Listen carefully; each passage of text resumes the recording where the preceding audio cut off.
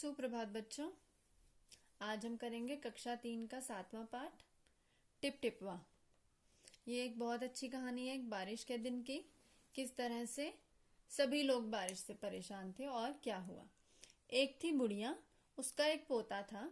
पोता रोज रात में सोने से पहले दादी से कहानी सुनता था। दादी रोज उसे तरह तरह की कहानियां सुनाती। अब सब बच्चे कहानी सुन के सोते हैं ना। जिनके पास दादा दादी होते हैं वो अपने दादा दादी से सुनते हैं, जिनके पास मम्मी पापा होते हैं वो अपने मम्मी पापा से सुनते हैं। एक दिन मूसलाधार बारिश हुई। मूसलाधार मतलब बहुत ज्यादा। ऐसी बारिश पहले कभी नहीं हुई थी। सारा गांव बारिश से परेशान था। बुढ़िया की झोपड़ी में पानी जगह जगह से टपक रहा था। अब बुढ़िया के साथ जो पोता रहता था वो एक झोपड़ी में रहता था। अब बुढ़िया की झोपड़ी से बारिश के कारण जगह जगह से पानी टपक रहा था। और कैसे टपक रहा था? Tip tip tip tip. इस बात से बेखबर पोता दादी की गोद में लेटा कहानी सुनने के लिए मचल रहा था। अब बच्चों को तो परवाह नहीं होती ना कि कहाँ पर क्या हो रहा है। बड़ों को टेंशन हो जाती है कुछ होता है तो। अब पोते को तो इस चीज की चिंता नहीं थी कि पानी टपक रहा है, और वो तो लेटा था अपनी दादी की गोद में और उसे बड़ी जल्दी थी कि जल्दी जल्दी दादी मुझे कहानी सुनाए। बुढ़िया खींच कर बोली, अरे बचवा, का कहानी सुनाए? ई टिप टिपवा से जान बचे तब ना। अब बच्चा बार बार बोल रहा था, दादी माँ कहानी सुनाओ। तो बुढ़िया तो परेशान होकर बोली, अरे बेटा, तुम्हें कैसे कहानी सुनाएं? ये जो टिप टिपवा है मतलब जो पानी टपक रहा है, इससे पहले जान बचे तब तो कहानी सुनाएं। क्योंकि जब बारिश का पानी टपकता है तो जगह जगह बर्तन रखने पड़ते हैं, सब चीजों का ध्यान रखना पड़ता है कि इस चीज पर पानी ना पड़ जाए, इस चीज पर पानी ना पड़ जाए। पोता उठकर बैठ गया। उसने पूछा, दादी, ये टिप टिपवा कौन है? टिप टिपवा क्या शेर बाघ से भी बड़ा होता है? अब उसने दादी से पूछा कि दादी, ये टिप टिपवा कौन है जिससे आप इतना डर रहे हो, इतना परेशान हो रहे हो? ये क्या शेर से बाघ से भी बड़ा होता है? दादी छत से टपकते हुए पानी की तरफ देखकर बोली, हाँ बचवा, ना शेरवा के डर, ना बघवा के डर, डर त डर टिप टिपवा के डर। तो दादी ने छत से टपकते हुए पानी को देखा और बोला, अरे हाँ बेटा, हमें तो ना शेर का डर है ना ही बाघ का डर है, हमें तो बस इस वक्त इस टिप टिपवा का डर है। संयोग से मतलब कोइंसिडेंसली, मतलब अचानक से ही कह लीजिए, किस्मत से, संयोग से मुसीबत का मारा एक बाघ बारिश से बचने के लिए झोपड़ी के पीछे बैठा था। अब उसी झोपड़ी के पीछे एक बाघ झाड़ियों में बैठा था बारिश से बचने के लिए। बेचारा बाघ बारिश से घबराया हुआ था। बुढ़िया की बात सुनते ही वह और डर गया। अब जो बाघ था वो पहले ही घबराया हुआ था बारिश से, क्योंकि उसे जगह नहीं मिल रही थी सिर छुपाने की, इतनी तेज बारिश थी। और बुढ़िया की जब टिप टिपवा की बात सुनी तो वो और डर गया। अब वो अंदर अंदर क्या बोला, अब यह टिप टिपवा कौन सी बला है? अब उसे नहीं पता था कि ये टिप टिपवा क्या होता है। तो वो तो डर गया कि अरे भाई, ये तो शेर और बाघ से भी बड़ा होता है। जो इंसान शेर और बाघ से भी ज्यादा इससे डरते हैं, जरूर यह कोई बड़ा जानवर है। तभी तो बुढ़िया शेर बाघ से ज्यादा टिप टिपवा से डरती है।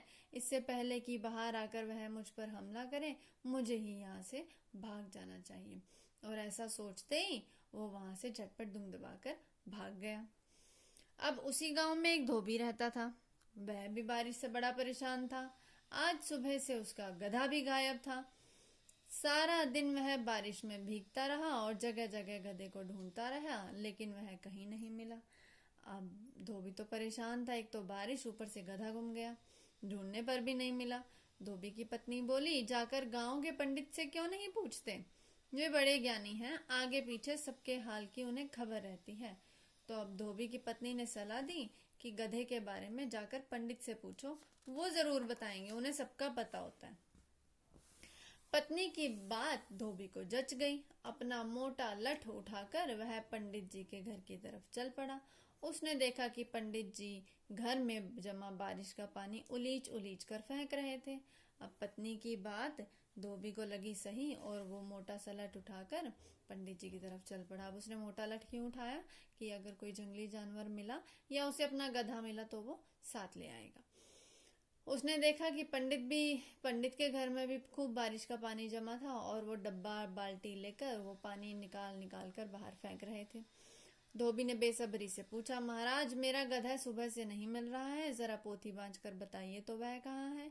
और धोबी ने जाते फटाक से पूछा कि महाराज मेरा तो गधा नहीं मिल रहा है सुबह से, जरा पोथी बांध कर का मतलब पतरा देखकर, ठीक है। जैसे पंडित लोगों के पास पतरा होता है उसमें से देखकर वो ग्रह नक्षत्र सब बताते हैं ना, तो देखकर जरा बताइए कि मेरा गधा कहाँ है। सुबह से पानी उलीचते पंडित जी थक गए थे। अब बरसात इतनी ज्यादा थी कि पानी इतना ज्यादा इकट्ठा हो चुका था, पंडित जी भी उसे बाहर निकालते निकालते थक चुके थे। धोबी की बात सुनी तो झुंझला पड़े और बोले, मेरी पोथी में तेरे गधे का पता ठिकाना लिखा है क्या, जो आ गया पूछने? अरे जाकर ढूंढ उसे किसी गढ़ई पोखर में। अब वो भी गुस्से में बोले कि मुझे तो पतरा देखने को कह रहे हो, क्या मेरे पत्र में क्या तुम्हारे गधे का पता लिखा है? उसे किसी गढ़ई पोखर मतलब किसी तालाब वगैरह में जाकर ढूंढो। और पंडित जी लगे फिर पानी उलीचने और उसे भेजकर पंडित जी फिर से अपने काम पर लग गए। धोबी वहां से चल दिया। चलते चलते वह एक तालाब के पास पहुंचा। तालाब के किनारे ऊंची ऊंची घास उग रही थी। अब जहां से घास नहीं कटती है, बारिश के दिनों में वहां पर घास और भी ऊंची ऊंची हो जाती है। धोबी घास में गधे को ढूंढने लगा। किस्मत का बेचारा बाघ टिप टिपवा के डर से वहीं घास में छिपा बैठा था। धोबी को लगा कि बाघ ही उसका गधा। अब इतनी ऊंची ऊंची घास में धोबी को ये नजर ही नहीं आया कि वो गधा नहीं बाघ है। उसने उसने सोचा कि पंडित ने कहा था पोखर तालाब के पास, तो अब वहीं पर मिला। उसने आप देखा ना ताब लगा बाघ पर मोटा लट बरसाने। और अब बाघ को धोबी नहीं दिख रहा था, धोबी को बाघ नहीं दिख रहा था घास के कारण। और भाई धोबी ने तो अपना मोटा लट उस पर बरसाना शुरू कर दिया। बेचारा बाघ इस अचानक हमले से एकदम घबरा गया। अब अचानक से आपको कोई भाव भी कर देता है तो डर जाते हो ना, तो ऐसे ही उसने जब लठ बरसाए, अब बाघ को तो नहीं पता था कि उसके आगे पीछे कोई है। बाघ भी डर गया। बाघ ने मन ही मन सोचा, लगता है यही टिप टिपवा है। अब बाघ तो बारिश से भी डरा हुआ था और टिप टिपवा से तो और भी ज्यादा डरा हुआ था। जब उसे पड़े डंडे तो उसे लगा, अरे बाबा रे, लगता है आज तो टिप टिपवा के हाथ में ही लग गया। आखिर उसने मुझे ढूंढ ही लिया। अब अपनी जान बचानी है तो जो ये कहे चुपचाप करते जाओ। आज तूने बड़ा परेशान किया है, मार मार कर तेरा कचूमर निकाल दूंगा। ऐसा कहकर धोबी ने बाघ का कान पकड़ा और उसे खींचता हुआ घर की तरफ चल दिया। बाघ बिना चूं चपड़ किए, मतलब बिना कुछ बोले, भीगी बिल्ली बनकर धोबी के पीछे पीछे चल दिया। घर पहुंचकर धोबी ने बाघ को खूंटे से बांध दिया और सो गया।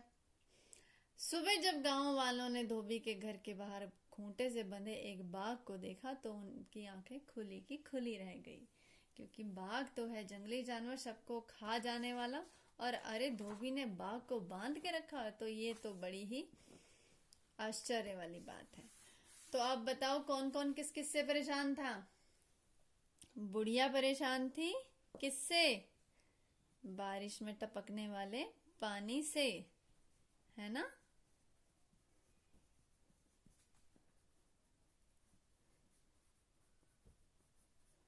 और धोबी किससे परेशान था?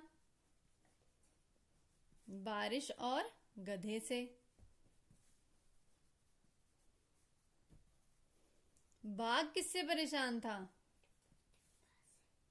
बारिश से तो पहले वो परेशान था ही था, और बाद में वो और किससे परेशान हो गया? टिप टिपवा से। और पंडित किससे परेशान था? पंडित परेशान था बारिश से और घर में जमा हुए पानी से।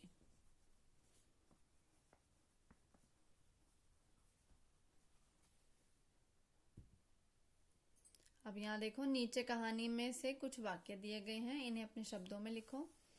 टिप टिपवा कौन सी बला है? बला को और क्या लिख सकते हैं?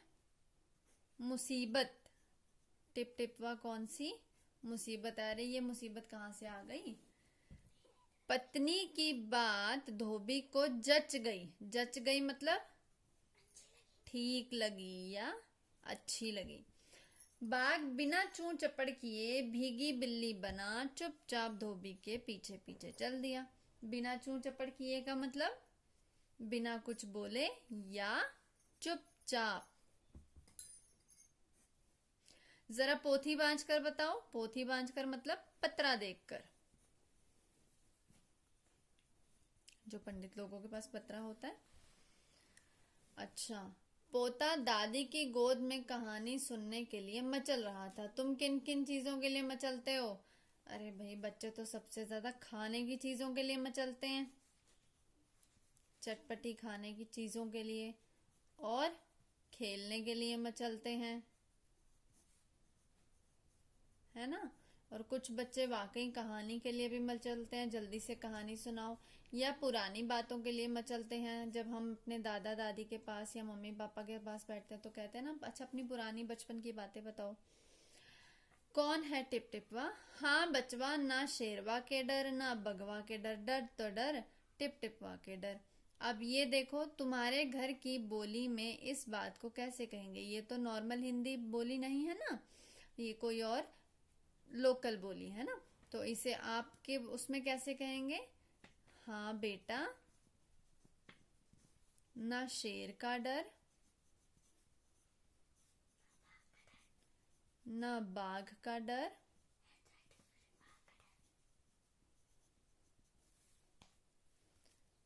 डर तो डर टिप टिपवा का डर।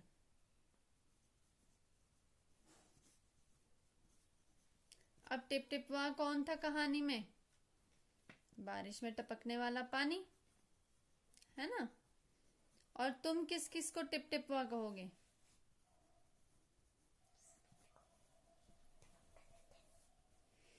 मतलब देखो, टिप टिपवा क्या था? मुसीबत था ना बुढ़िया के लिए। अब तुम्हारे लिए कौन कौन मुसीबत है? कुछ बच्चों के लिए उनके टीचर उनके लिए मुसीबत हो जाते हैं जो पढ़ते नहीं है ना, उन बच्चों के लिए।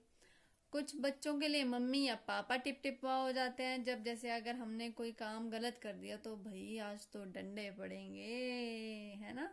जो हमारे बड़े होते हैं वो टिप टिपवा बन जाते हैं।